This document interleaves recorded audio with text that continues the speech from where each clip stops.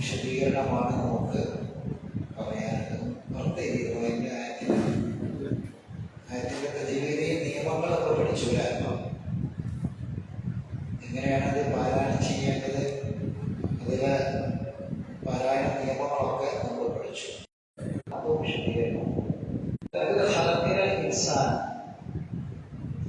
തീർച്ചയായും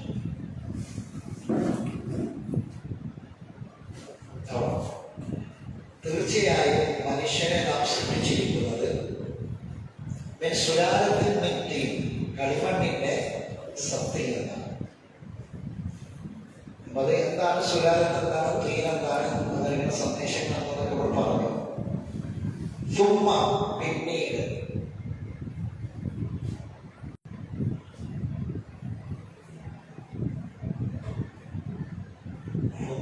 പിന്നീട്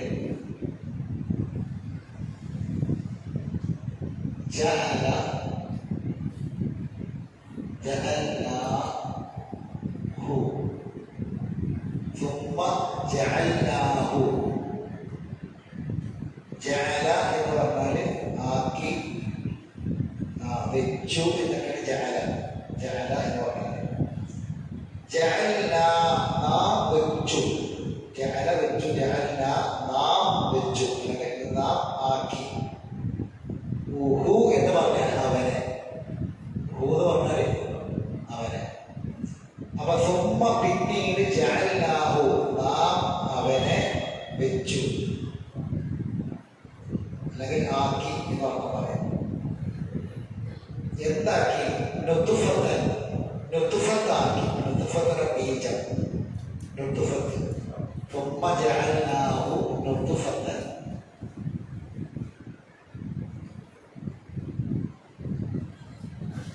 ജഅല, ജഅൽനാ, ജഅൽനാഹു നുത്ഫത്തൻ. നുത്ഫത്തൻ എന്ന നുത്ഫത്ത് ബീജം.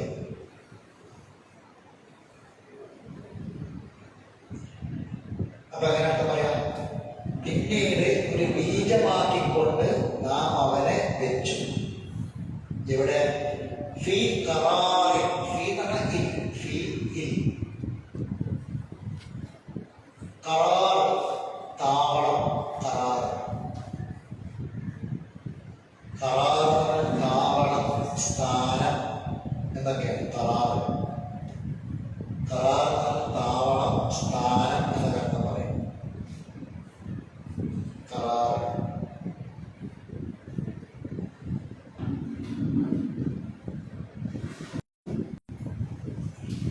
ثم جعلناه للقرار മക്കീൻ, ഭദ്രമായ. മക്കീൻ എന്ന് പറഞ്ഞാൽ ഭദ്രമായത്, മക്കീൻ.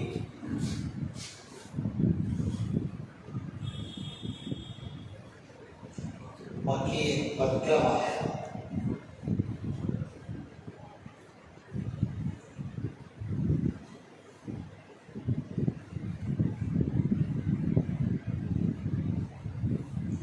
അപ്പൊ ഖറാറും മക്കീൻ എന്ന് പറഞ്ഞാൽ ഭദ്രമായ ഒരു സ്ഥലം, ഭദ്രമായ താവളം, ഭദ്രമായ താവളം, ഖറാർ.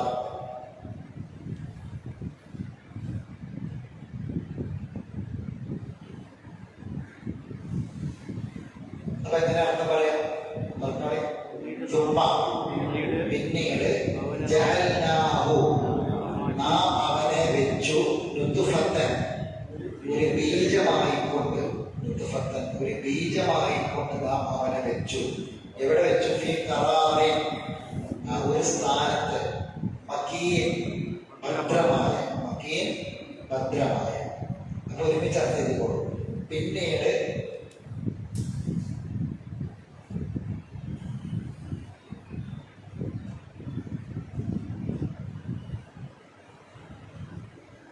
പിന്നീട് ഒരു ബീജമായിക്കൊണ്ട്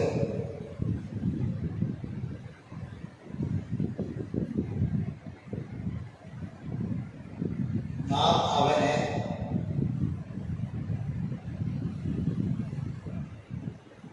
ഭദ്രമായ ഒരു സ്ഥാനത്ത്,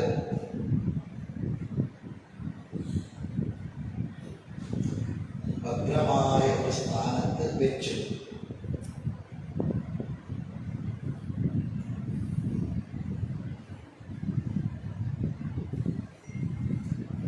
വാർത്ത മനസ്സിലായി? നേരത്തെ കാണുന്നത്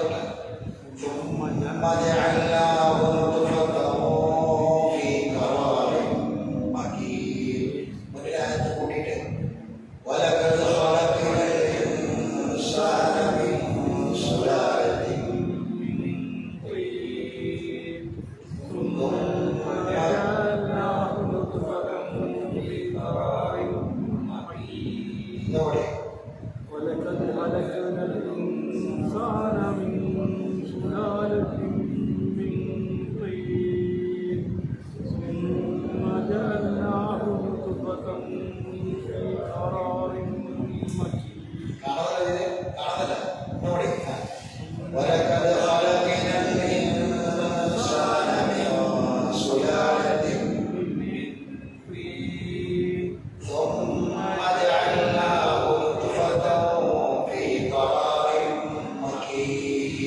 എന്താ പറയാ ولقد خلقنا الإنسان من سلالة من طين ثم جعلناه نطفة في قرار مكين. നമ്മൾ വളരെ സാവകാശത്തെ പോകുള്ളൂ അല്ലെ. അപ്പൊ പിന്നെ എന്തായിരുന്നാലും നമുക്ക് ആയത്തിൽ കാണാതെ പഠിക്കുന്ന ഒരു പ്രയാസം ഉണ്ടാവില്ല. അപ്പൊ നമ്മള് പിന്നെ 13ാമത്തെ ആയത്താണ് പഠിച്ചത്. അപ്പൊ സൂറത്തുൽ മുഅ്മിനൂനിലെ 13 ആയത്ത് നമ്മൾ കാണാതെ പഠിച്ചു. നമുക്കത് ഓതാൻ കഴിയണം. 13 ആയത്തെ കാണാതെ ഓതാൻ പറ്റണം. വളരെ എളുപ്പത്തിൽ നമുക്ക്, കാരണം നമ്മൾ ഒരു 5ാം ആയത്തിൽ കാണാൻ പഠിക്കാൻ പറയില്ലല്ലോ. ഒരു ആയത്തിന് ചെറിയൊരായത്ത് തന്നെ ആവർത്തിച്ച് ഒരുപാട് ക്ലാസ്സുകളിലൂടെ നമ്മൾ വിശദീകരിക്കുകയാണ്. അപ്പോഴൊക്കെ നമ്മൾ വീണ്ടും ആ ആയത്ത് ഓതും. അത് നമ്മുടെ മെയിൻകാരത്ത് നിൽക്കും. എന്തായിരുന്നു മറന്നു പോവുക. എന്നിട്ടും മറക്കുന്നുണ്ടെങ്കിൽ നമ്മൾ ഒരു കാരണം ചോദിക്കണം. ആയത്തിൽ നമുക്ക് അത് ഭാഷണക്കായിട്ട് ഓടിയിട്ട് അതിന്റെ അവസാനം വരെ നമുക്ക് നമ്മൾ ഓടിയത് വരെ ഓതാൻ പറ്റും. ഓടിയിരിക്കുന്ന സമയത്തൊക്കെ നമ്മൾ ഒന്ന് ഓടി നോക്കുക. ഇനി ഇതില് അടുത്തത് 3 കാര്യങ്ങളാണ് ഇതിൽ നമുക്ക് പറയാനുള്ളത്. ഒന്ന്, ഈ സുമ്മ ജഅൽനാഹു എന്ന് പറഞ്ഞ കാര്യം, അവരെ നാം ആക്കി, അവരെ നാം വെച്ചു എന്നൊക്കെ പറയുന്ന ഒരു കാര്യമാണ്. അത് മനസ്സിലാക്കണം. 2, നുത്ഫത്ത് എന്ന വാക്ക് പരിശുദ്ധ ഖുർആനിൽ 12 തവണ ആവർത്തിച്ച വാക്കാണ്. 12 തവണ. അതിൽ 10 മെസ്സേജ് ഗുണം പറയുന്നുണ്ട്. ഇൻഷാ അല്ലാഹ് നമുക്ക് പറയാം. നുത്ഫത്ത് 12 മെസ്സേജ് ഖുർആനിൽ 12 തവണ പറഞ്ഞ 10 മെസ്സേജ്, 10 സന്ദേശങ്ങൾ നമുക്ക് അതിൽ കിട്ടാനുണ്ട്. പിന്നെ കറാറും മക്കീം എന്ന് പറഞ്ഞാൽ എന്താണ്? കറാറും ഭദ്രമായ താമര ഗർഭപാത്രമാണ്.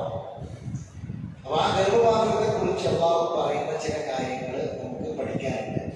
അതും ഇതിന്റെ ഭാഗമാണ്. കാരണം 3 കാര്യങ്ങളാണ് നമുക്ക് രാത്രി പഠിക്കാൻ. അപ്പൊ 1ാമത്തത് സുമ്മ ജഅൽനാഹു എന്ന് പറഞ്ഞത്, ആദ്യത്തെ ആയത്തിൽ ആദ്യ മനുഷ്യനെ കളിമണ്ണിൽ നിന്ന് സൃഷ്ടിച്ചു. അത് മനുഷ്യവർഗത്തിന്റെ സൃഷ്ടിപ്പ് അവിടെ നിന്നാണ്. സത്ത് മനുഷ്യൻ എന്താണ്, അതാണ് അതിന്റെ ആശയം. പിന്നീട് അങ്ങോട്ട്, അതായത് ആദ്യ നബിയെയും ഹവ്വായെയും സൃഷ്ടിച്ചു മണ്ണുകൊണ്ട്.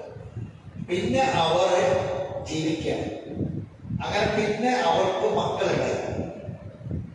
ആദ്യ നബി അലൈഹിസ്സലാത്തു വസ്സലാമിന് ഹവ്വായിൽ കുട്ടികൾ ജനിക്കുകയാണ്. പിന്നീട് അതാണ് ഇപ്പോൾ മനുഷ്യവർഗത്തിന്റെ സൃഷ്ടിപ്പിന്റെ ആ ഒരു തുടർച്ചയാണ്. അത് നടന്നുകൊണ്ടിരിക്കുകയാണ്. അപ്പൊ മണ്ണുകൊണ്ട് പടച്ച മനുഷ്യനെ അല്ലാഹു ലുത്ഫത്ത് ഉണ്ടാക്കി എന്നാണ് പറഞ്ഞത്. എങ്ങനെ? സുമ്മ ജഅൽനാഹു എന്ന് പറഞ്ഞത് മണ്ണ് കൊണ്ട് പടച്ച മനുഷ്യനെ അല്ലാഹു എന്തുണ്ടാക്കി? ലുത്ഫത്ത് ഉണ്ടാക്കി എന്നാണ്. അതാണ് സുമ്മ ജഅൽനാഹു എന്ന് പറഞ്ഞത്. മനസ്സിലായിട്ട് പറഞ്ഞ 3 കാര്യങ്ങളാണ്. അതിൽ സുമ്മ ജഅൽനാഹു എന്ന് പറയുന്നത്, ഇപ്പൊ ആദം അലൈഹിസ്സലാത്തു വസ്സലാമിനെയും ഭാര്യയെയും മണ്ണുകൊണ്ട് പഠിച്ചു. അവര് അത് അല്ലാഹു തആല പൊട്ടിയ ശബ്ദമുണ്ടാകുന്ന കളിമണ്ണ്, മഷമയുള്ള കളിമണ്ണ് കൊണ്ടാണ് അല്ലാഹു എന്താക്കിയത്? പഠിച്ചത്. മനുഷ്യന് രൂപം ഉണ്ടാക്കിയിട്ട് അതിന് ജീവൻ കൊടുത്തു. അങ്ങനെയാണ് അവ ആദ്യത്തെ സൃഷ്ടിപ്പാണ്. പിന്നീട് അവര് അങ്ങനെ അതാണ് സൂറത്തുൽ നിസാഇന്റെ ആദ്യത്തെ ആയത്. പിന്നെ ആണും പെണ്ണുമായിട്ട് അങ്ങനെ മനുഷ്യവർഗം കെട്ടിവരിക. അപ്പൊ അത് എങ്ങനെയാണ്? ലുത്ഫത്തിലൂടെയാണ് എന്നാണ്. അതാണ് 2ാമത്തെ കാര്യം. 3ാമത്തെ കാര്യം, ഈ ഗർഭപാത്രം എന്ന് പറയുന്നത് ഒരു മനുഷ്യരുടെ ജീവിതത്തിൽ ഏറ്റവും പ്രധാനപ്പെട്ടതാണ്. മറ്റ് ജീവജാലങ്ങൾക്കൊന്നും ഇല്ലാത്തൊരു പ്രത്യേകതയാണ്. ഒരു ഭദ്രമായ, ഒരു വ്യവസ്ഥാപിതമായ കുടുംബ ജീവിതം മനുഷ്യൻ നയിക്കുന്നത്. അപ്പൊ അത് എങ്ങനെയാണ് ഗർഭപാത്രവുമായി ബന്ധപ്പെട്ട് കിടക്കുന്നത്? അതാണ് 3ാമത്തെ കാര്യം. അങ്ങനെ 3 കാര്യങ്ങളാണ് ഈ വിഷയത്തിൽ പഠിക്കാനുള്ളത്. അതിൽ 1ാമത്തെ കാര്യം സുമ്മ ജഅൽനാഹു അത് പറഞ്ഞു. അത്രയേ ഉള്ളൂ. നമുക്ക് വേറെ ബന്ധപ്പെട്ട് ചെയ്യാനൊന്നുമില്ല. സുമ്മ ജഅൽനാഹു പിന്നീട് നാം അവനെ ആക്കി എന്ന് പറഞ്ഞാൽ മണ്ണ് കൊണ്ട് പടച്ച ആദമിൽ അല്ലാഹു തആല നുത്ഫത്ത് ഉണ്ടാക്കി എന്നർത്ഥം. ഈ ശരീരത്തിൽ നുത്ഫത്ത് ഉണ്ടാക്കി. ആ നുത്ഫത്തിലൂടെയാണ് പിന്നീട് ഈ പരമ്പര നിലനിൽക്കുന്നത്. അതാണ് സുമ്മ ജഅൽനാഹു. ഇനി നുത്ഫത്ത് എന്ന് പറയുന്നത് ഒരു ബീജമാണ്. നുത്ഫത്ത് അപ്പം ഒരു കുഞ്ഞു പിറക്കാൻ ഒരു ബീജം മതി. ആ ബീജം സെലക്റ്റഡ് ആണ്. അതാരെ സെലക്ട് ചെയ്തത്? അല്ലാഹുവാണ്. അത് ഒരു പുരുഷനിൽ ഇന്ദ്രസ്രവം ഉണ്ടാകുമ്പോൾ ഒരു മനുഷ്യ ഇന്ദ്രിയത്തിൽ ലക്ഷക്കണക്കിന് ബീജങ്ങൾ ഉണ്ടാകും, ഋതുഫത്ത് ഉണ്ടാകും. ലക്ഷക്കണക്കിന് ഋതുഫത്ത് ഉണ്ടാകും, ഒരു തുള്ളി ഇന്ദ്രിയ തുള്ളി. അതിൽ നിന്ന് ഒന്നാണ് ഗർഭപാത്രത്തിൽ സ്ത്രീയുടെ അണ്ടവുമായി യോജിക്കുന്നത്. അതെ, ഞാൻ ഇരട്ടകളാണെങ്കിൽ എന്ത് ചെയ്യും? രണ്ടെണ്ണം. അത് ഇതിന്റെ ഒരു ഗർഭാവസ്ഥ ഉണ്ടാക്കുന്നതിന്റെ സയൻസാണ്, ശാസ്ത്രമാണ്, അങ്ങനെ പഠിക്കുക. അപ്പൊ ആ ഋതുഫത്ത് കോടിക്കണക്കിന് ഋതുഫത്തിൽ നിന്നാണ് അള്ളാഹു എന്ത് ചെയ്യുന്നത്? അപ്പൊ അതിന് ജീവനുള്ളതിന്റെ ഋതുഫത്തിന്റെ ജീവനുള്ളതാണ്. അതിൽ ഒന്ന് മാത്രമാണ് അള്ളാഹു തന്നെ സെലക്ട് ചെയ്തിട്ട് ഗർഭപാത്രത്തിൽ നിക്ഷേപിക്കുന്നത്. ശരി, അപ്പോ ആ ഋതുഫത്തിനെ കുറിച്ച് അള്ളാഹു പറയുന്നിടത്ത് നമുക്ക് അത് കേവലം ഒരു നിസ്സാരമായ ഒരു വസ്തുവായിട്ട് തള്ളിക്കളയേണ്ടതല്ല. മണ്ണ് കൊണ്ട് പടച്ച മനുഷ്യന് അള്ളാഹു ഋതുഫത്ത് ഉണ്ടാക്കി എന്ന് പറയുന്നത് റബ്ബിന്റെ ഭയങ്കരമായ കുതിരത്താണ്, റബ്ബിന്റെ ഭയങ്കരമായ കഴിവാണ്, അതൊരു വലിയ ദൃഷ്ടാന്തമാണ്. അത് നമുക്ക് പ്രധാനമായും 10 സന്ദേശങ്ങൾ നൽകുന്നു. അതിൽ ഒന്ന് തൗഹീദാണ്. ഇത് പറഞ്ഞു അള്ളാഹുവിന്റെ ഏകത്വം, അള്ളാഹുവിന്റെ ഏകത്വം അത് പറയാൻ അള്ളാഹു തആല ഖുർആനിൽ ഋതുഫത്തിൽ നിന്ന് സെലക്ട് ചെയ്യുന്ന ഒരു ഋതുഫത്തുമായി ബന്ധപ്പെട്ട ഒരു പ്രയോഗം അള്ളാഹു നടത്താൻ. ഒന്നാമത്തെ തൗഹീദാണ്. 10 സന്ദേശങ്ങൾ ഒന്ന് തൗഹീദാണ്. 16-ാം അധ്യായം സൂറത്തുൽ നഹ്ൽ.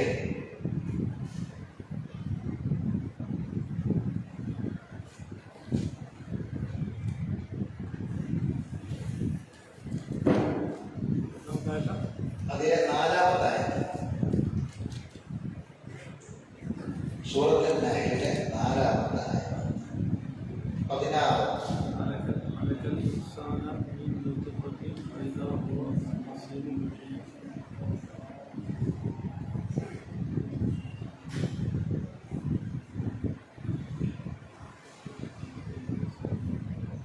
കണ്ടില്ല? സൂറത്തുൽ നഹ്ൽ കണ്ടോ? ശരി. 2-ാമത്തെ ആയത്ത് മുതൽ വായിക്കാം. 2-ാമത്തെ ആയത്ത് മുതൽ യുനസ്സിലുൽ മലായിക. ശ്രദ്ധിക്കണം, യുനസ്സിലുൽ മലായിക, മലക്കുകളെ അല്ലാഹു ഇറക്കുന്നു. ബിർറൂഹി, സത്യസന്ദേശമാകുന്ന ആത്മചൈതന്യം കൊണ്ട്. റൂഹ് എന്നുള്ളതാണ് ആത്മാവിന് ജീവൻ നൽകുന്ന കാര്യമാണ് ഇവിടെ റൂഹ് കൊണ്ട് ഉദ്ദേശിച്ചത്. മനുഷ്യന്റെ ആത്മാവ് എന്ന അർത്ഥത്തിലല്ല, ആത്മാവിന് കിട്ടുന്ന നൽകുന്ന ചൈതന്യം. റൂഹ് എന്നുള്ള വാക്ക് ഖുർആനിൽ മുമ്പ് പഠിച്ച ഏതൊരു ക്ലാസ്സിൽ പഠിച്ചതായി ഓർക്കുന്നില്ല. 3-4 അർത്ഥത്തിൽ വരും റൂഹ്. റൂഹുൽ അമീൻ ജിബ്രീൽ അലൈഹിസ്സലാം മനുഷ്യാത്മാവ് എന്ന അർത്ഥത്തിലുണ്ട്. അതുപോലെ തന്നെ ദിവ്യ സന്ദേശം എന്ന അർത്ഥത്തിൽ റൂഹ് എന്നുള്ള വാക്ക് പ്രയോഗിക്കും. ഇവിടെ അതാണ് ഉദ്ദേശിച്ചിരിക്കുന്നത്. മിൻ അംരിഹി, അവന്റെ കൽപ്പന പ്രകാരം അല്ലാഹു മലക്കുകളെ ഇറക്കും. ആരുടെ മേൽ? അലാ മൻ യശാഉ മിൻ ഇബാദിഹി, അവന്റെ അടിമകൾ അവൻ ഉദ്ദേശിക്കുന്നവരുടെ മേൽ. അല്ലാഹു അവൻ ഉദ്ദേശിക്കുന്ന അടിമകളുടെ മേൽ അല്ലാഹുവിന്റെ ആത്മചൈതന്യവുമായി സത്യസന്ദേശവുമായി മലക്കുകളെ ഇറക്കും. അപ്പൊ അവരാരാകും? അമ്പിയാ-മുർസലീങ്ങളാകും. അള്ളാഹു ഉദ്ദേശിക്കുന്ന ആൾക്കാരെ സെലക്ട് ചെയ്യാം. എന്തിനാണ് ഇങ്ങനെ അവരെ അള്ളാഹു തആല പ്രവാചകന്മാരാക്കിയത്? അൻ അൻദിറൂ, അവർ താക്കീത് ചെയ്യാൻ വേണ്ടിയാണ്, നിങ്ങളെ താക്കീത് ചെയ്യാനാണ്, മുന്നറിയിപ്പ് നൽകാൻ വേണ്ടിയാണ്. അൻ അൻദിറൂ, നിങ്ങൾ മുന്നറിയിപ്പ് നൽകുക, നിങ്ങൾ താക്കീത് ചെയ്യുക എന്ന സന്ദേശവുമായിട്ടാണ്. എന്താ താക്കീത് ചെയ്യുന്നത്? അന്നഹു ലാ ഇലാഹ ഇല്ലാ അന, തീർച്ചയായും അവനല്ലാതെ ആരാധനക്കർഹനായി ആരുമില്ല. അതാണ് തൗഹീദ്. അതുകൊണ്ട് ഫത്തഖൂനി, നിങ്ങൾ എന്നെ സൂക്ഷിച്ച് ജീവിക്കണം, നിങ്ങൾ എന്നെ സൂക്ഷിച്ച് ജീവിക്കണം. ഇനി ഈ ആയത്തിന്റെ തദബ്ബുറാണ് സൂറത്തുൽ നിസായിലെ ആയത്ത്. സൂറത്തുൽ നിസായിലെ 1-ാമത്തെ ആയത്ത് എന്താ? ഇത് തീരാനായിട്ടില്ല, നിങ്ങളുടെ വേണ്ട, ഇതിന് അറിയാൻ പോകണ്ട. സൂറത്തുൽ നിസായിലെ 1-ാമത്തെ ആയത്ത് വായിച്ചോളി.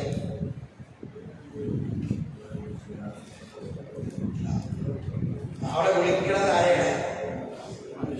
എല്ലാ മനുഷ്യരും മനുഷ്യരെയുമാണ് വിളിക്കുന്നത് അല്ലേ? കാരണം മനുഷ്യനാണ് പഠിച്ചത്. ഇൻസാനല്ലേ പറഞ്ഞത്? യാ അയ്യുഹന്നാസ്, അല്ലയോ മനുഷ്യരെ, തഖൂ റബ്ബക്കും, നിങ്ങൾ നിങ്ങളുടെ റബ്ബിനെ ഭയപ്പെടണം, നിങ്ങൾ റബ്ബിനെ സൂക്ഷിച്ച് ജീവിക്കണം. ഇവിടെ ഈ ആയത്തിൽ ലാ ഇലാഹ ഇല്ലാ അന ഫത്തഖൂൻ എന്നാണ് അല്ലേ? ഫത്തഖൂനി എന്നാണ് പറഞ്ഞത്, നിങ്ങൾ എന്നെ സൂക്ഷിക്കണം അല്ലെ? ഇവിടെ ഈ ആയത്തിന് തുടക്കത്തിൽ അതാ പറഞ്ഞത്, യാ അയ്യുഹന്നാസ് തഖൂ റബ്ബക്കും അല്ലെ? എന്നിട്ട് ഏത് റബ്ബാണ്? അല്ലദീ ഖലഖക്കും മിൻ നഫ്സിൻ വാഹിദ, ഒരേ ആത്മാവിൽ നിന്ന് നിങ്ങളെ സൃഷ്ടിച്ച റബ്ബ്. അതാണ് ആദനബിയും ഹവ്വയും അങ്ങനെ സൃഷ്ടിച്ച റബ്ബ്. പിന്നെ ബാക്കി വഖലഖ മിൻഹാ സൗജഹ, ഒരേ ഒരു ആത്മാവിൽ നിന്ന് സൃഷ്ടിച്ചിട്ട് അതിൽ നിന്ന് ഇണയെ ഉണ്ടാക്കി. വഖലഖ മിൻഹാ, ആത്മാവിൽ നിന്ന് അതിന്റെ ഇണയെ അവർ സൃഷ്ടിച്ചു. ബാക്കി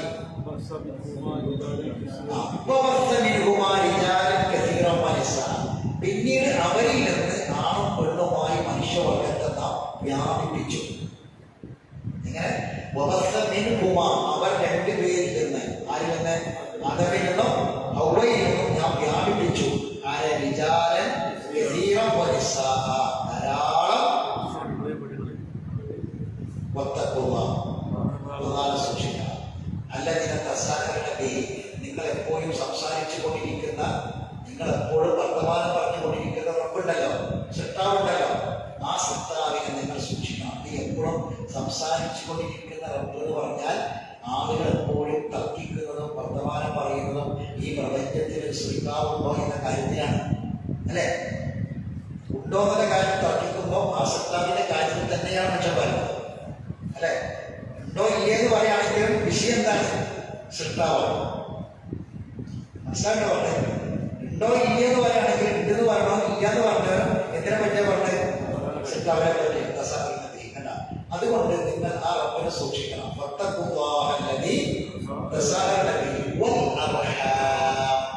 കുടുംബബന്ധങ്ങളെയും സൂക്ഷിക്കണം. അതാണ് ഗർഭപാത്രം. ഗർഭപാത്രം എന്ന അർഹാം എന്ന വാക്ക്, ആ വാക്കിന് ശരിക്കുള്ള അർത്ഥം ഗർഭപാത്രങ്ങളിലാണ്. റഹിം, അതിൽ നിന്നാണ് കുടുംബബന്ധം എന്നുള്ള വാക്കിനെ വന്നിട്ടുള്ളത്, അർഹാം എന്നുള്ള വാക്ക് വന്നിട്ടുള്ളത്. ഇൻഷാ അല്ലാഹ് നമുക്ക് പഠിക്കാനുണ്ട്. ഇന്നല്ലാഹ കാന അലൈക്കും റഖീബാ, തീർച്ചയായും അല്ലാഹു നിങ്ങളെ നിരീക്ഷിച്ചു കൊണ്ടിരിക്കുന്നവനാകുന്നു. റബ്ബ് വെറുതെ ഒരു ബീജത്തുള്ളി സെലക്ട് ചെയ്ത് മഴ ഗർഭപാത്രത്തിൽ വെച്ച് അങ്ങനെ വെറുതെ ശ്രദ്ധിച്ച് വെച്ചിട്ടില്ല. അതിന്റെ ഓരോ വളർച്ചയിലും ഓരോ ഘട്ടത്തിലും എന്നിട്ട് അവൻ മനുഷ്യനായി വളർന്നു വന്ന് എത്ര കാലം ജീവിക്കുന്നു ആ കാലം അത്രയും അല്ലാഹു അവനെ നിരീക്ഷിച്ചു കൊണ്ടിരിക്കുന്നു. ഈ നിരീക്ഷണത്തെ കുറിച്ച് ഇനി വരാൻ പോകുന്ന 9 മെസ്സേജുകൾ നമുക്ക് കാണാൻ പറ്റും. വായിക്കാൻ പോകാം. മനസ്സിലായിക്കോട്ടെ? അപ്പൊ ഈ ഒരു ആശയം തന്നെയാണ് ഒന്നാമത്തെ നുതുഫത്തിൽ പറഞ്ഞ ഒന്നാമത്തെ കാര്യം. അതാണ് പിന്നെ ആയത്തിലേക്ക് വരും.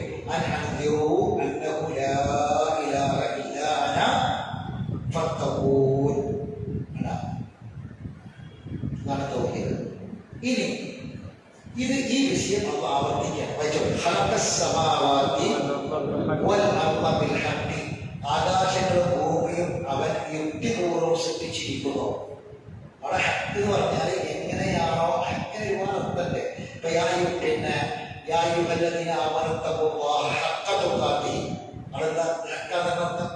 അതൊക്കെ സൂക്ഷിക്കേണ്ട പുറപ്രകാരമാണ്. ഹക്ക് എന്ന സത്യം, യാഥാർത്ഥ്യം, പുറപോലെ ഇതൊക്കെ ഹക്കിനർത്ഥമുണ്ട്. ഇവിടെ ഹക്ക് എന്ന് പറഞ്ഞാൽ എങ്ങനെയാണോ ശ്രദ്ധിക്കേണ്ടത് അതുപോലെ അള്ളാഹു എങ്ങനെ ശ്രദ്ധിച്ചിട്ടുണ്ട്? ആകാശത്തെ പോയി അള്ളാഹ് ശ്രദ്ധിച്ചിട്ടുണ്ട്. അതുകൊണ്ട് ബാക്കി നിങ്ങൾ വായിക്കുക. അവർ പങ്കു ചേർക്കുന്നതിൽ നിന്ന് അള്ളാഹു എത്രയോ ഉന്നതനായിരിക്കുന്നു. അവർ ശുദ്ധി ചെയ്യുന്നതിൽ നിന്ന് അള്ളാഹു എത്രയോ ഉന്നതനാണ്, പരിശുദ്ധനാണ്. അപ്പൊ തൗഹീദും ശിർക്കുമാണ് ഇവിടെ ധ്യാനത്തിൽ പറഞ്ഞത് അല്ലെ? എന്നിട്ടാണ് അള്ളാഹ് പറയുന്നത് മനുഷ്യനെ നാം ഒരു ബീജത്തിൽ നിന്ന് സൃഷ്ടിച്ചിരിക്കുന്നു. എന്നിട്ട് എന്താ പ്രശ്നം? എന്നിട്ട് അവനതാ വ്യക്തമായ ഒരു തർക്കിയായി തീർന്നിരിക്കുന്നു. ഹസീബും മുബീൻ എന്ന് പറഞ്ഞാൽ വ്യക്തമായ എതിർപ്പുകാരൻ. നസീബുമൊക്കെ വ്യക്തമായ എതിർപ്പുകാരനായിരിക്കുന്നു ആര്? മനുഷ്യൻ. ബീജത്തിൽ നിന്ന് നാം ശ്രദ്ധിച്ചു, അവനിതാ ഇപ്പോൾ വ്യക്തമായ ഒരു എതിർപ്പുകാരനായിരിക്കുന്നു. അപ്പൊ ഇവൻ എതിർക്കുന്ന വിഷയം ഏതാണ്? ലാ ഇലാഹ ഇല്ലല്ലാഹ് എന്ന വിഷയമാണ്. അത് എതിർക്കാൻ അവന് ഒരു മാർഗവുമില്ല. ഈ എതിർക്കുന്ന മനുഷ്യനെ നാം എന്തിൽ നിന്നാണ് ശ്രദ്ധിച്ചത്? ബീജത്തിൽ നിന്നാണ് നാം ശ്രദ്ധിച്ചത്. അപ്പൊ നുത്ഫത്തി എന്നത് നമുക്ക് നൽകുന്ന ഒന്നാമത്തെ സന്ദേശം അതാണ്, ലാ ഇലാഹ ഇല്ലല്ലാഹ്. അപ്പൊ നമ്മൾ ആലോചിച്ചു, ഏത് മനുഷ്യനാണ് ഇതല്ലാതെ സൃഷ്ടിക്കപ്പെട്ടത്? അല്ലെ? ബാക്കി മനുഷ്യന്മാരായില്ലല്ലോ. ഇല്ല. നുത്ഫത്തില്ലാതെ ഈ ഒരു മനുഷ്യനും ആദമും ഹവ്വയും ഒഴികെ സൃഷ്ടിക്കപ്പെട്ടിട്ടില്ല. അപ്പൊ അതുകൊണ്ട് എന്നിട്ട് ആദ്യം നബി ഹവ്വാവും ലാ ഇലാഹ ഇല്ലല്ലാഹ് അംഗീകരിച്ച ആൾക്കാരാണ്. അപ്പൊ അതിനുശേഷം ഇങ്ങോട്ട് ജനിക്കുന്ന എല്ലാ മനുഷ്യന്മാരും എന്ത് അംഗീകരിക്കണം? ലാ ഇലാഹ ഇല്ലല്ലാഹ് അംഗീകരിക്കണം. അല്ലാഹ് അംഗീകരിക്കണം. ലാ ഇലാഹ ഇല്ലല്ലാഹ് അംഗീകരിക്കണം. അത് അംഗീകരിക്കാതെ ജീവിക്കാൻ കഴിയില്ല. ബീജത്തെ മാറ്റി നിർത്താൻ കഴിയില്ല. ഇപ്പൊ നോക്കി നിങ്ങൾ കുട്ടികളില്ലാത്ത ആൾക്കാർ, അല്ലെ? ആ കുട്ടികളില്ലാത്ത ആൾക്കാർക്കും അവസാനം നടത്തുന്ന ചികിത്സ എന്താണ്? ബീജം കുത്തിവെക്കലാണ്, അല്ലെ? ഹലാലായതുകൊണ്ട് ഹറാമായതുകൊണ്ട് അവരവന്റെ ബീജം അതെടുത്തിട്ട് ഭാര്യയുടെ ഗർഭാഗത്തിൽ കുത്തിവെക്കുന്നതിന് കുഴപ്പമില്ല. അതേസമയം ബീജ ബാങ്കിൽ നിന്ന് ബീജം എടുത്ത് കുത്തിവെക്കാൻ പറ്റൂല.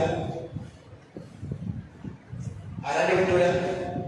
ബീജ ബാങ്കിൽ നിന്ന് രക്തബാങ്ക് മാതിരി ബീജ ബാങ്കിൽ നിന്ന് എന്ത് ചെയ്യാൻ പറ്റൂല.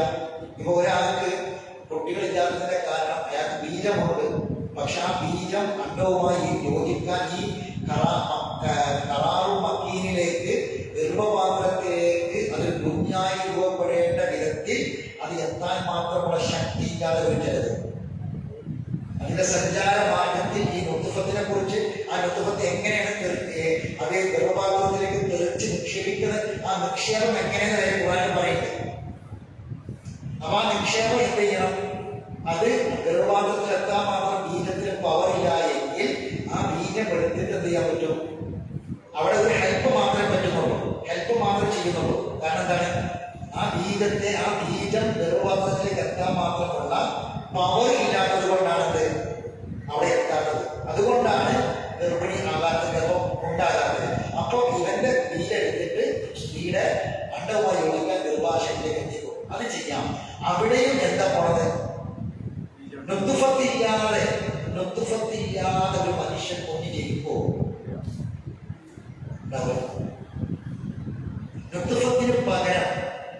നുത്ഫത്തിന് പകരം ഇന്ന് ഏതെങ്കിലും, ഇപ്പൊ ശാസ്ത്രം എത്ര പുരോഗതി പ്രാപിച്ചു, നുത്ഫത്തിന് പകരം എന്തെങ്കിലും ഒരു വസ്തു കൃത്രിമമായി നിർമ്മിച്ചുണ്ടാക്കാൻ പറ്റിയിട്ടുണ്ടോ? പറ്റിയിട്ടില്ല. അത് വലിയ കുതിരത്തല്ലേ? അതാണ് വലിയ കുതിരത്ത. അതുകൊണ്ട് നുത്ഫത്തല്ലാത്ത, ആ ചോദ്യം എനിക്ക് വരാൻ പോകുന്നുണ്ട്. നുത്ഫത്തല്ലാത്ത ഏതൊരു മനുഷ്യനാണ് രണ്ട് കാര്യം നടക്കുന്നത്? നുത്ഫത്തല്ലാതിരുന്ന ഏത് മനുഷ്യനാണ് ഇന്ന് ഭൂമിയിൽ രണ്ട് കാര്യം നടക്കുന്നത്? അല്ലെ? നമുക്കപ്പോ കയ്യും കാലൊക്കെ ചൂണ്ടിയ താഴെ നീച്ചൊക്കെ വന്ന് കുടിയൊക്കെ വന്ന് നമ്മുടെ പേന്റെ കുപ്പായിട്ട് നടക്കുന്നുണ്ടല്ലേ? നമ്മുടെ ആദ്യത്തെ അവസ്ഥ എന്ത് ചെയ്യുന്നു? 54 വയസ്സായ എനിക്ക് 54 വയസ്സാകുന്നതിന് മുമ്പ്, അല്ലെ, ആ അവസ്ഥ ഞാൻ ഉണ്ടാകാതിരുന്ന കാലം വരാൻ പോകുന്നു. നമുക്ക് ഇനി വരാൻ പോകുന്നുണ്ട്. ഇതൊക്കെ ഒന്ന് പരാമർശിച്ച് പോകുള്ളൂ. ഓരോ വിഷയങ്ങൾ മെസ്സേജ് പറയുമ്പോൾ പറയപ്പെടാൻ പറ്റാത്തൊരു കാലം ഉണ്ടായിരുന്നു, അല്ലെ? അന്ന് കേവലം ഒരു നുത്ഫത്താണ് ഞാനായിട്ട് മാറിയത്, അല്ലെ? എങ്കിൽ ഏത് മനുഷ്യൻ അള്ളാഹെ നിഷേധിക്കാൻ പറ്റും? അള്ളാഹുവിന്റെ ഏകത്വം അംഗീകരിക്കാതിരിക്കാൻ പറ്റും? പറ്റില്ല. അതാണ് വെറുതെ ഒരു പോകലല്ല. ബീജത്തിൽ നിന്ന് സൃഷ്ടിക്കപ്പെട്ടു എന്ന് അറിയാത്ത മനുഷ്യന്മാരാരെങ്കിലും ഉണ്ടോ? ഇല്ല. പിന്നെ എന്തിന് അള്ളാ പറയുന്നു? അവിടെയാണ് വിഷയം. എന്തിനാണ്? ഇതൊരു വലിയ സന്ദേശമാണ് നമുക്ക് നൽകണത്. ഖുർആനിൽ നുത്ഫത്ത് നൽകുന്ന 10 സന്ദേശങ്ങൾ ഖുർആനിൽ അടങ്ങി കിടക്കുന്നുണ്ട്. അത് നമ്മൾ മണ്ണായി മാറുന്നതിന് മുമ്പ് പഠിക്കേണ്ടതാണ്. പക്ഷേ ഒന്നുമില്ലാതെ ഇത്രയും കാലത്ത് നുത്ഫത്തിൽ നിന്ന് നമ്മളായെങ്കിൽ ഇനി കുറച്ചു കാലം കഴിഞ്ഞാൽ അതിന്റെ മുമ്പ് നമ്മൾ പഠിക്കേണ്ട 10 മെസ്സേജ് നമ്മുടെ ആദ്യത്തിൽ, പിന്നെ ആദ്യം ഉദ്ഫത്ത്, പിന്നെ അതിന്റെ ഓരോ ഗർഭവാദത്തിൽ തന്നെ അതിന്റെ ഘട്ടങ്ങൾ ഇൻഷാ അല്ലാഹ് വരാൻ പോകുന്ന അടുത്തായത് വായിക്കാൻ പോകുന്നുണ്ട്. മനസ്സിലാവില്ല പറഞ്ഞു. ആ നുത്ഫത്ത് ഉണ്ടെങ്കിൽ, ആ നുത്ഫത്ത് നമുക്ക് സന്ദേശം നൽകുന്നുണ്ടെങ്കിൽ ബാക്കി കാര്യങ്ങളൊക്കെ എന്തെല്ലാം സന്ദേശങ്ങൾ ഉണ്ടാവും അറിയിച്ചു. ശരി, ഇനി രണ്ടാമത്തെ സന്ദേശം തൗഹീദും ആഖിറത്തും. ഒന്ന് തൗഹീദാണ്, രണ്ടാമത്തേത് തൗഹീദും ആഖിറവും കൂടി ചേർത്തില്ല. രണ്ടാമത്തെ സന്ദേശം ഒന്ന് തൗഹീദാണ്, രണ്ട് തൗഹീദും ആഖിറവും. രണ്ടാമത്തേത് തൗഹീദും ആഖിറവും.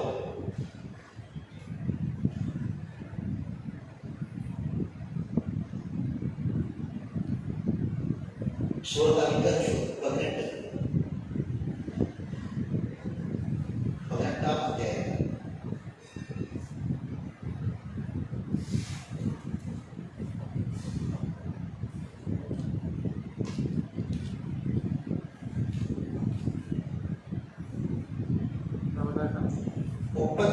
മുതൽ 43 വരെയായിട്ട്, 32 മുതൽ 43 വരെയുള്ള ശ്രദ്ധിക്കാം. ഈ ആയത്തുകള് പിന്നെ ഒന്ന് ജസ്റ്റ് വായിച്ചു പോകാം. എന്താണെന്നുള്ളത് നമുക്ക് യശോദ പ്രത്യേകത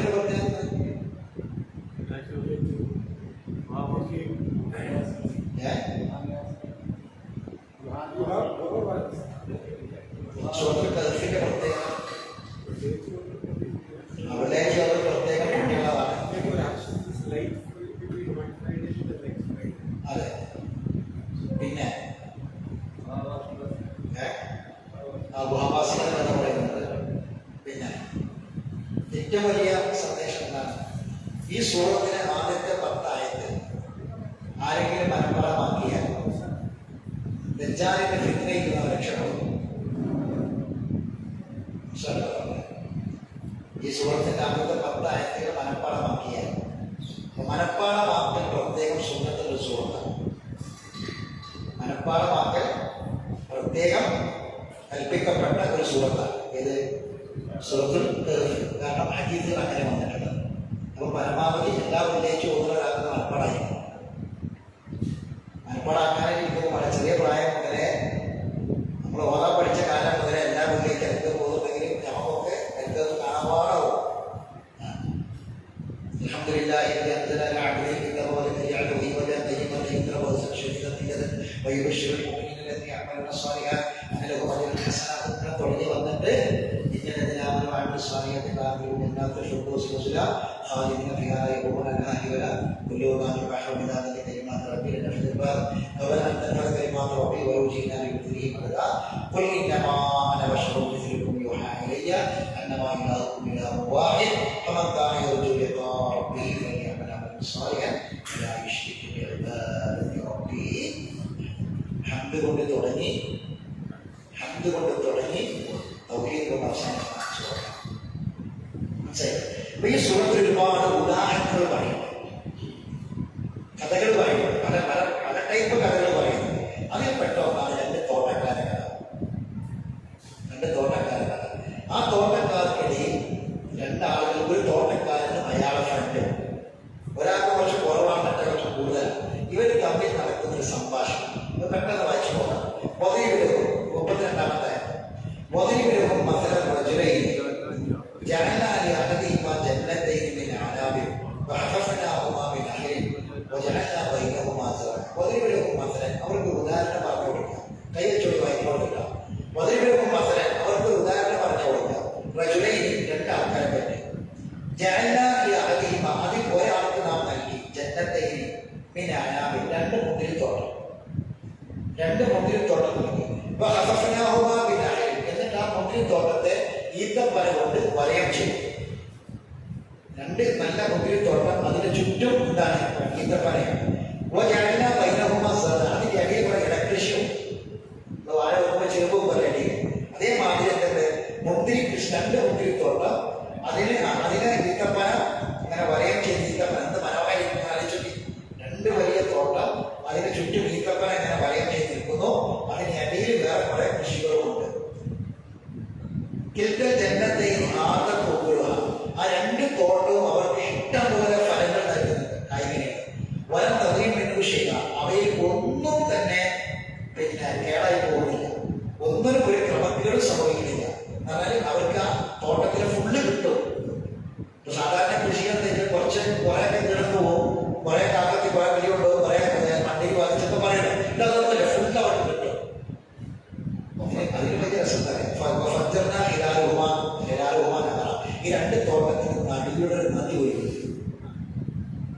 രണ്ട് തോട്ടം. ആ രണ്ട് തോട്ടത്തിന് നടുവിലുള്ള ഒരു നദിയാണ്. ആ നദിക്കരയിൽ അപ്പുറത്തും ഇപ്പുറത്തും ഈ തോട്ടം. അപ്പൊ ഇഷ്ടം പോലെ രണ്ട് തോട്ടത്തിലും വെള്ളം കിട്ടും. വകാലവും സമറും, അയാൾക്ക് വേറെ കുറെ വരുമാന മാർഗം ഉണ്ടായിരുന്നു.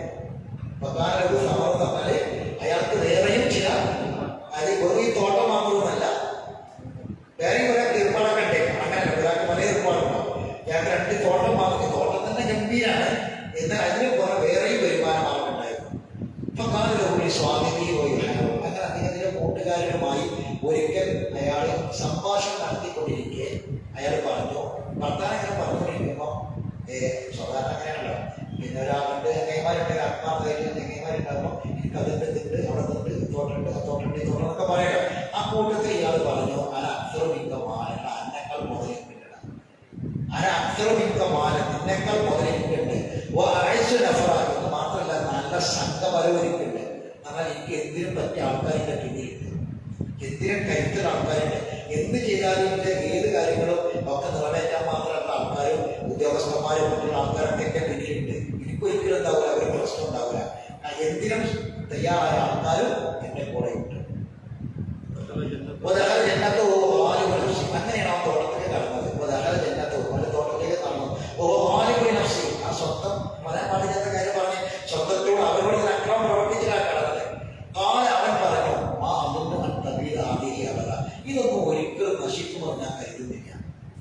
വേറെ വാപ്പാലായിട്ട് ഇതൊന്നും പൊടി, കച്ചവടമൊന്നും പൊടിയില്ല, ഇതൊന്നും നശിക്കൂല, ഈ തോട്ടമൊന്നും കേടില്ല, ഇതൊന്നും അങ്ങനെ പോലെ, ഇതൊന്നും ഒരിക്കലും നശിക്കില്ല, ഇത് നിലനിൽക്കും. കാരണം എന്താണെന്ന് വെച്ചാൽ അത്രയ്ക്ക് ഉറപ്പുണ്ട്, ഇതൊന്നും ഒരിക്കലും ഇത് നശിക്കൂല എന്ന് പറഞ്ഞു.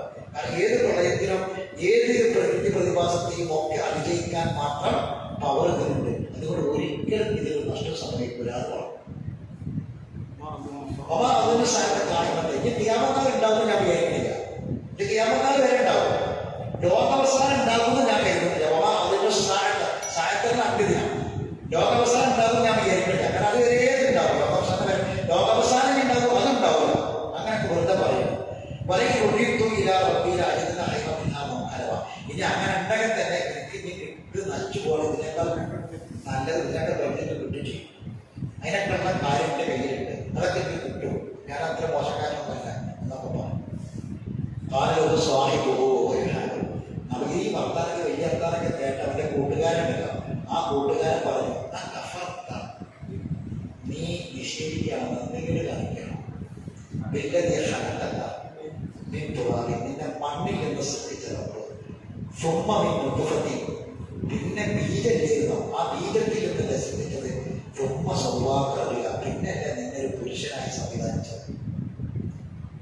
നമ്മളൊക്കെ പഠിച്ച മണ്ണോട് പഠിച്ചതല്ലേ, പിന്നെ എന്റെ ബീജായത്. എന്നിട്ട് പിന്നെ നമ്മളെന്താക്കി റജുലാക്കി മാറ്റി പഠിച്ചതല്ലേ. എന്നിട്ട് ആ പഠിച്ചന്റെ കാര്യത്തിലാണ് ഈ ഇങ്ങനെ നന്ദി കണ്ട വർത്തമാനം പറഞ്ഞത്. എന്നിട്ട് അയാൾ പറഞ്ഞില്ല, എന്നാൽ എന്റെ വിശ്വാസം എന്നറിയോ, വിശ്വസിക്കുകയല്ല, ഞാൻ എന്റെ റബ്ബിൽ ഒന്നിനും പങ്കു ചേർക്കൂല, ഒരാളെയും ഞാൻ പങ്കു ചേർക്കൂല. ഞാൻ പറയുന്നു അല്ലാഹുവാണ് എന്റെ റബ്ബ് എന്ന്. റബ്ബിനെ മറന്നൊരു വർത്താനം ഞാൻ പറയില്ല. വലുതായിട്ട് ദഹത്തിന്റെ എണ്ണത്തൊക്കെ അപ്പം ചോദിച്ചു, ഈ കൂട്ടുകാരെ ചോദിക്കുകയാണ്, വലുതായിട്ട് ദഹത്തിന്റെ എണ്ണത്തൊക്കെ കൊടുത്ത മാഷാഹുവത്തില്ല. ഞാൻ തോട്ടത്തിൽ കാണുന്നപ്പോൾ എന്തേ പറയാതിരുന്നത്? മാഷാഹുവത്തില്ല എന്നെ പറയാതിരുന്നത് വലിയ പാടാണ്. നമ്മളൊക്കെ നമ്മളെ തോട്ടം, തെങ്ങിന്റെ തോട്ടം, അടങ്ങിന്റെ തോട്ടം, എന്ത് തോട്ടാണെങ്കിലും ആ വരുമാനമാണ് പാടാണെങ്കിലും പറമ്പാണെങ്കിലും ഒക്കെ കണക്കുമെന്ന് വരണം. ഞാൻ പോകുന്ന ഇല്ല, കടയാണെങ്കിലൊക്കെ പറയും. നമ്മൾ ആദ്യം വരുമ്പ് തുറക്കുമ്പോൾ മാഷാല്ലാ ഞാൻ പോകത്തില്ല, കട ഷട്ട് തുറക്കുമ്പോൾ മാഷാല്ലാ ഞാൻ പോകത്തില്ല എന്ന് പറയണം. ഏത് സമയം മറന്നു പോകരുത്, ഇത് മറന്നു പോകരുത്. ഏത് സമയം നമ്മൾ കടന്റെ ഷട്ട് തുറക്കുകയാണെങ്കിലും വരുമ്പ് തുറക്കുകയാണെങ്കിലും ഒക്കെ ഇത് പറയണം. നമ്മൾ എന്ത് വരുമാന മാർഗം ഉണ്ടെങ്കിലും നമ്മൾ അത് കണക്കുമെന്ന് പറയണം. മാഷാല്ലാ ഞാൻ പോകത്തില്ല, അത് പറയാൻ മറക്കരുത്. അതാണ് പറയുന്നത്. അല്ല വിസ്മിക്ക് അത് വേറെ, വിസ്മിയല്ല, വിസ്മിക്ക് ശേഷമുള്ള കാര്യം. നമ്മൾ ഏതൊരു കാര്യം നല്ല കാര്യം വിസ്മോട് തുടങ്ങണം. വിസ്മോട് തുടങ്ങിയിട്ട് നമ്മൾ പറയുന്ന വാക്കാണ് മാഷാല്ലാ ഞാൻ പോകത്തില്ല. ഈ തറഞ്ഞി അക്കല്ല നിന്റെ മാരം വരത, നിന്നേക്കാൾ ധനവും സന്താനവും കുറഞ്ഞവനായി നീ എന്നെ കാണുന്ന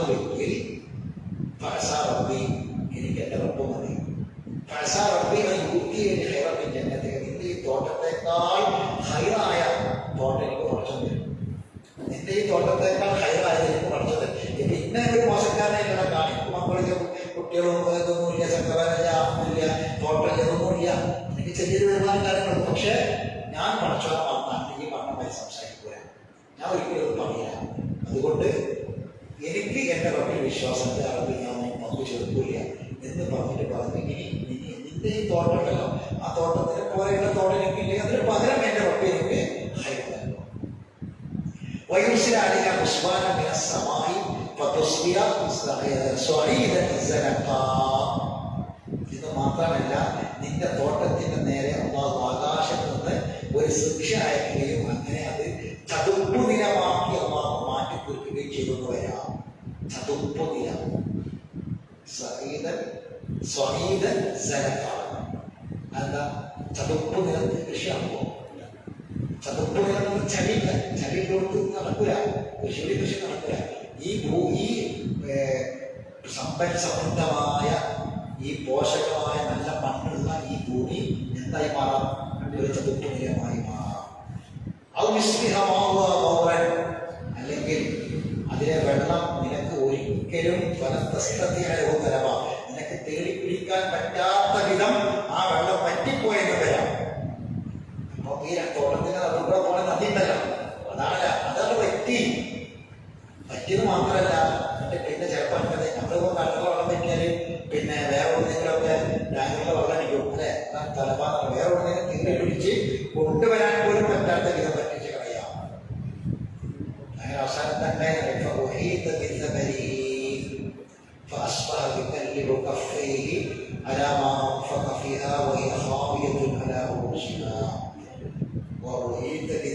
അതിന്റെ ഫലങ്ങളെല്ലാം ആ തോട്ടത്തിന്റെ സമ്പൃസമൃദ്ധിയെല്ലാം നാശത്താൽ വലയം ചെയ്യപ്പെട്ടു. വലയം ചെയ്യപ്പെട്ടതാൽ അതൊക്കെ നശിപ്പിച്ചു പോയി.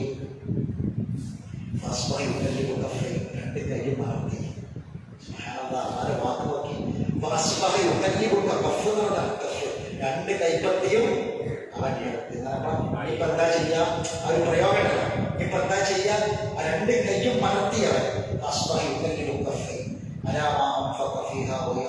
അവൻ ആ തോട്ടത്തിന് വേണ്ടി ചിലവാക്കിയ കാര്യത്തിൽ അതതിനെ മേൽപന്തലോടുകൂടി തകർന്നു കൊണ്ട് കിടക്കുകയാണ്. അവയുടെ പന്തലോട് കൂടിയിട്ട് തോട്ടം, ഈ മുന്തിരിത്തോട്ടം കണ്ടില്ലേ? പിന്നെ തമിഴ്നാട്ടിലുണ്ടല്ലോ കുറെ സ്ഥലത്തിലെ മുന്തിന്റെ തോട്ടം, ഇത് പന്തയാണ്. അതിനു വേണ്ടി ധാരാളം പൈസ ചിലവാക്കിയിട്ടുണ്ട്. ഒക്കെ പോയി ഇപ്പൊ കൈ മലർത്തി അത് പന്തലോടെ ഇടിഞ്ഞു പോയി നശിച്ചു. ഒരു കായ് പോയി തമിഴ്നാണ്. അതിന്റെ ഫലങ്ങളൊന്നും പറയാനില്ല, ഒരു കായ പോലും കിട്ടില്ല. അവൻ പറഞ്ഞു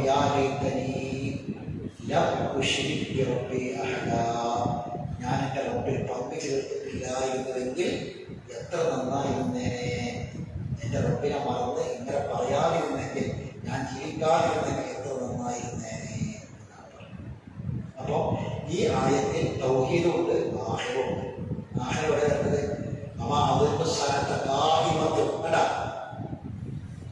ഒരിക്കലും അന്തദിനം കഴിഞ്ഞ് ഒരു പരലോകം നിലവിൽ വരുന്നത് ഞാൻ വിചാരിക്കുന്നില്ല എന്ന് പറഞ്ഞേ. അപ്പം ഇവിടെ ഈ ചങ്ങാതി സുഹൃത്ത് ചോദിച്ച ചോദ്യം, ആ സുഹൃത്ത് ചോദിച്ച ചോദ്യം ചോദിക്കുന്നത് അള്ളയാണ്. എന്താ ചോദിക്കുന്നത്? ആ കഫർത്ത ബില്ലദീ ആ കഫർത്ത 37 ആ കഫർത്ത ബില്ലദീ ഖലഖക മിൻ തുറാബിൻ ثم من نطفة ثم سواك رجلا. അതല്ലേ നമ്മള് ഒരു ബീജമായി പിന്നീട് അത് രൂപാന്തരപ്പെട്ടു വന്ന് ഒരു മനുഷ്യരായി നമ്മൾ മാറി അല്ലെ. അങ്ങനെ ഒരു മനുഷ്യനായി ചിന്തിച്ചാൽ നമുക്ക് എങ്ങനെ അള്ളാഹുവിനെ വിട്ടിരിക്കാനും ബഹുമാനമാക്കാനും കഴിയും. അപ്പൊ എന്താ നമുക്ക് ഇതിൽ നിന്ന് കിട്ടുന്ന പാഠം? നമ്മൾ ഈ ഖുർആനിനെ ശരിക്ക് തദബ്ബുർ ചെയ്തൊക്കെ പഠിക്കേണ്ടതിന്റെ ആവശ്യകതയാണ് നമുക്കൊക്കെ ബോധ്യപ്പെടുന്നത്.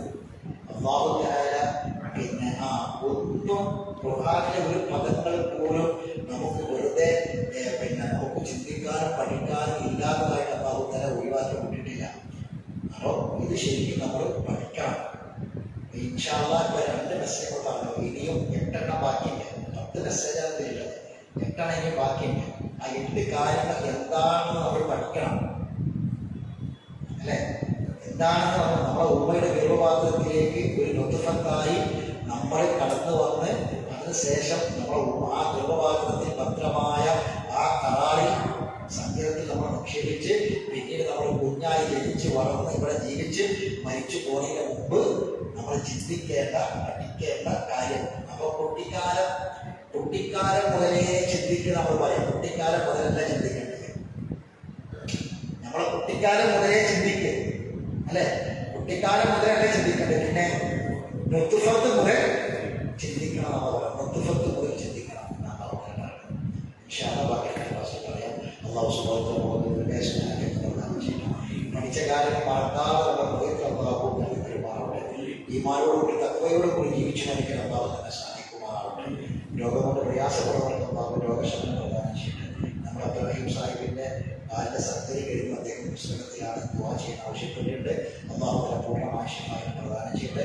അദ്ദേഹം സഹിക്കുന്ന എല്ലാ വേദനകളും അദ്ദേഹത്തിന്റെ പാപങ്ങൾ പൊറുക്കപ്പെടാനും നല്ലവരുടെ പദവി ഉയരാനും എല്ലാവിധ അപകടങ്ങളിൽ നിന്നും ദുരന്തങ്ങളിൽ നിന്നും രോഗങ്ങളിൽ നിന്നും വേദനയുടെ രോഗങ്ങളിൽ നിന്നും അള്ളാഹു നമ്മളെയും നമ്മുടെ മക്കളെയും നമ്മുടെ മാതാപിതാക്കളെ നമ്മുടെ കുടുംബത്തെയും കാത്തിരക്ഷിക്കുമാറാവട്ടെ.